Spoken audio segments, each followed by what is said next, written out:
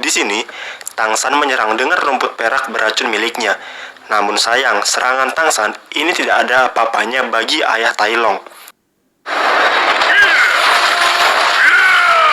Saat ayah Tai Long menyerang Tang San pun dengan cepat menghindari serangan tersebut dengan melompat tinggi di udara. Saat di udara, Tang San pun menembakkan sebuah senjata rahasia miliknya.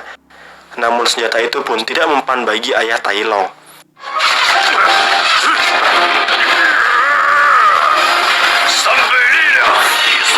Tapi tanpa ayah Tai Long sadari, setelah Tang San menyerangnya, Tang San pun sudah berada di belakangnya. Dan Tang San langsung memberikan racun yang mematikan kepada ayah Tai Long. Yang pada akhirnya, ayah Tai Long pun harus pingsan karena racun yang menyebar begitu cepat.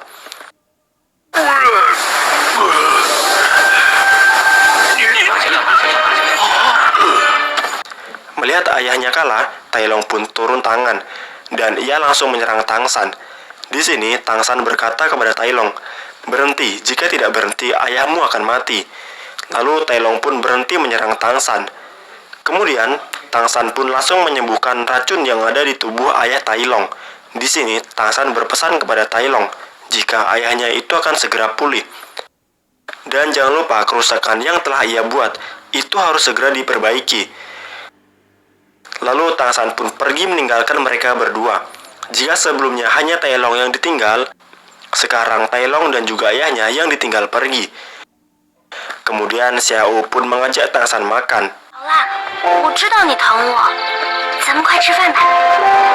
Setelah mereka makan, mereka pun akan pergi ke sebuah gedung, yaitu tepatnya gedung pelelangan barang.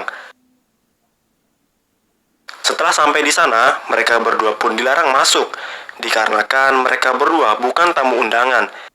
Dan hanya satu syarat saja jika mereka ingin masuk, yaitu dengan membawa sebuah barang yang akan dilelang. Dan barang tersebut minimal harus laku dengan harga 1000 koin emas. Lalu Tang San pun mengeluarkan sebuah senjata yang sangat mematikan. Dan barang ini ia bandrol dengan harga 1000 koin emas. Karena Tang San sudah memiliki barang, ia pun diperbolehkan untuk masuk ke gedung tersebut.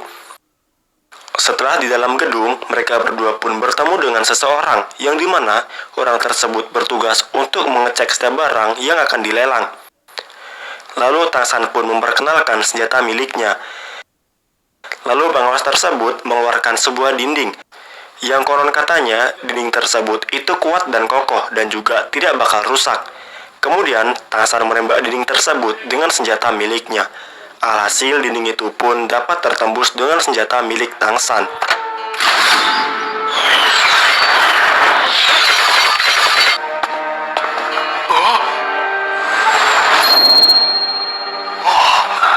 Di sini, pengawas tersebut kagum dengan senjata yang sangat rinci tersebut. Setelah selesai memperkenalkan senjatanya, Tang San pun menuju ke ruang pelelangan. Dan sebelum masuk ke ruangan pelelangan, mereka berdua pun disuruh untuk memakai sebuah topeng.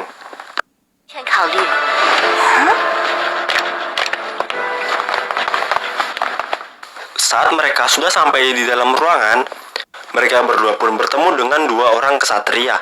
Nampaknya kedua orang tersebut bukan orang biasa. Lalu tibalah saat pelelangan barang.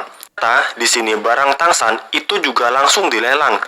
Dan si pelelang itu membuka dengan harga 1000 koin emas. Kemudian, salah satu dari kedua orang misterius tersebut pun menawar dengan harga yang sangat tinggi, yaitu 10.000 koin emas. Di sini, Tang San pun sempat terkejut. Kenapa barangnya bisa laku dengan harga yang segitu mahal? Dan Tang San pun memberitahu kepada orang itu bahwa barang tersebut adalah barang miliknya. Selanjutnya, kita akan diperlihatkan dengan barang lelangan yang akan membuat semua orang marah, yaitu adalah sebuah manusia kucing. Ternyata selain barang, orang-orang di sini juga melelang manusia, yang mana manusia tersebut akan dijadikan budak oleh mereka yang menang dalam pelelangan tersebut.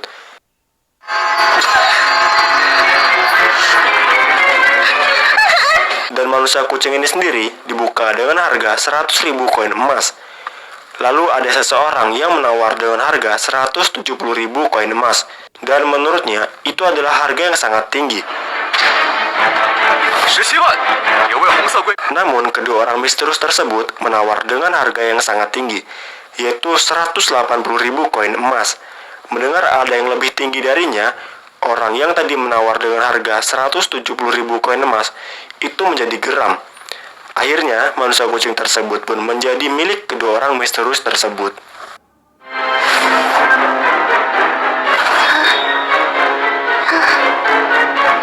Setelah itu, Tangsan pun menghampiri kedua orang misterius tersebut. Lalu Tangsan memberikan senjata rahasia miliknya. Dan perlu kalian ketahui ya, kenapa Tangsan memberikan senjata rahasia miliknya, itu karena sebagai ucapan terima kasih. Karena mereka telah membebaskan manusia kucing. Setelah itu mereka pun pulang. Keesokan harinya, kita akan diperlihatkan dengan Rongrong yang sudah pulang. Dan dirinya pun bertemu dengan kakeknya. Dan kakeknya tersebut pun bernama Kakek Tulang. Anjir, Kakek Tulang ini mirip Leomord ya. Tak lama kemudian datanglah ayah dari Rongrong dan juga kakeknya. Dan kakeknya ini bernama Kakek Pedang. Di sini baru kita tahu ya, jika kedua orang misterius tersebut adalah kakek dan juga ayah dari Rongrong, yang dimana mereka berasal dari klan Tujuh Menara. Lalu Rongrong pun memberitahu ayahnya jika sekarang dirinya sudah mencapai level 37. Mendengar kabar gembira ini, kedua kakek Rongrong pun langsung kaget. Di sini Rongrong juga memberikan sebuah informasi bahwa dirinya diberikan sebuah bunga sehingga dirinya mampu menaikkan level dengan sangat cepat. Setelah itu, Tangsan juga memberitahukan bahwa dirinya itu sudah memiliki menara 9 tingkat. Sontak, ayahnya pun tak percaya, karena menara 9 tingkat itu hanya mitos yang beredar di klan milik mereka. Lalu Rongrong pun menunjukkan kepada mereka bahwa dirinya ini memang memiliki menara 9 tingkat.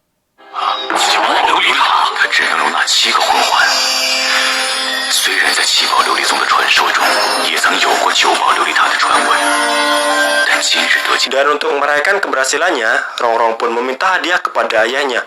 Lalu ayah Rongrong memberikan sebuah hadiah, yang mana hadiah tersebut adalah barang Tangsan yang tadi dilelang.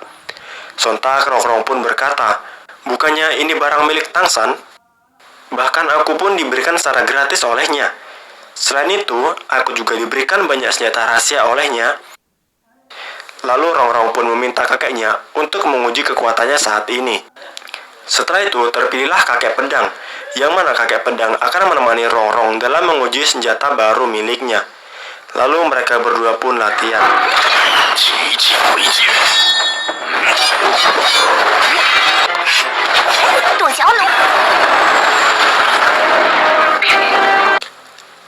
Saat Kakek Pedang mengira senjata Rongrong telah habis, Rongrong pun mengeluarkan senjatanya lagi, yaitu dari dalam rambut. Dan Kakek Pedang ini pun sempat terkejut, dan dirinya hanya bisa menahan dengan menggunakan gigi.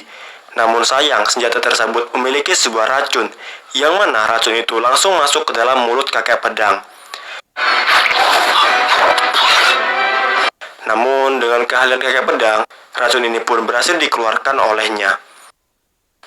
Di sini, Rongrong pun langsung diam dan ia takut dihukum.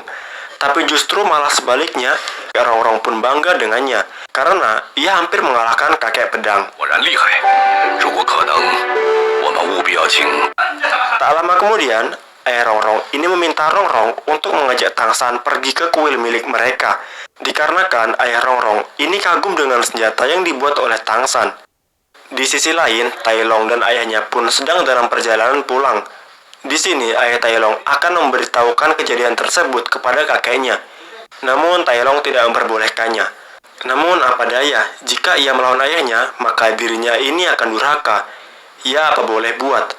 Akhirnya mereka berdua pun pergi datang ke rumah kakeknya. Keesokan harinya, saat Tangsan, Xiao, dan juga Oscar, mereka pergi ke sekolah. Tiba-tiba, Tangsan pun menjadi idola baru di sana, dikarenakan ia telah berhasil mengalahkan ayah dari Tai Long. Jadi perlu kalian ketahui ya, jika klan dari Tai Long itu merupakan klan dengan penggunaan energi spiritual yang murni. Tak lama kemudian, ada seorang siswa yang memberitahukan bahwa Tai Long telah datang dengan membawa kakeknya. Di sini, sebelum bertemu dengan kakek Tai Long, Oscar pun memberikan sosis kepada Tangsan. Sedangkan Xiao pun disuruh untuk menjemput Guru Zhan. Setelah mereka bertemu, kakek Tai Long pun berkata kepada Tang San, mereka berdua itu kuat, tapi mengapa bisa dikalahkan oleh seorang bocah? Lalu kakek ini menantang Tang San untuk segera bertarung dengannya. Kali ini pertarungan mereka itu berbeda, yaitu Tang San harus bisa menahan serangan dari kakek Tai Long. Dan jika Tang San kalah, maka Tang San harus ikut bergabung dengan klan milik mereka. Namun jika sebaliknya, jika mereka kalah, mereka harus bergabung dengan klan milik Tang San, yaitu Sekte Tang. Setelah itu, mereka pun pergi ke tempat di mana akan diadakannya pertandingan tersebut. Lalu pertandingan itu pun dimulai. Di sini, kakek Tai Long pun mengeluarkan cincinnya, di mana bisa kita lihat ya, dari cincinnya tersebut, itu memiliki kekuatan yang sangat besar. Lalu kakek Tai Long pun langsung menyerang Tang San. Dan di sini Tang San pun hanya menahan serangan dari kakek Tai Long.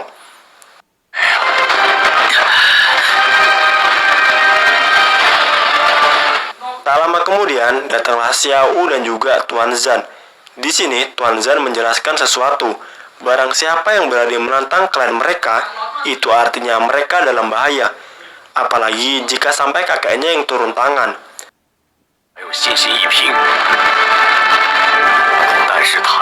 Kita beralih ke Tang San. Di sini Tang San pun tak kuat menahan tekanan dari kakek Tai Long, sehingga ia pun harus mengeluarkan energi spiritual miliknya, yaitu palu.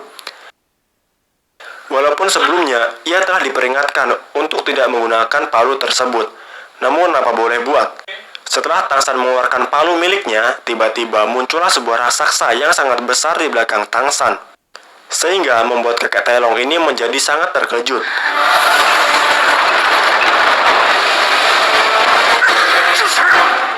Tak lama kemudian datanglah Rongrong dan juga ayahnya.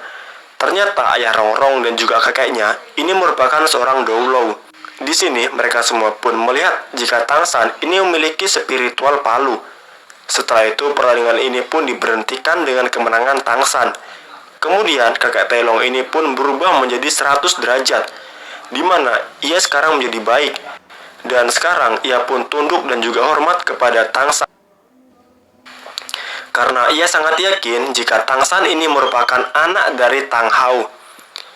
Bahkan kakek Tai Long ini berkata, maafkanlah klan kami, dan klan kami akan bersedia untuk membantu Sekte Tang. Di sini Tang San pun masih bingung sebenarnya siapa itu ayahnya dan apa gelarnya, sehingga membuat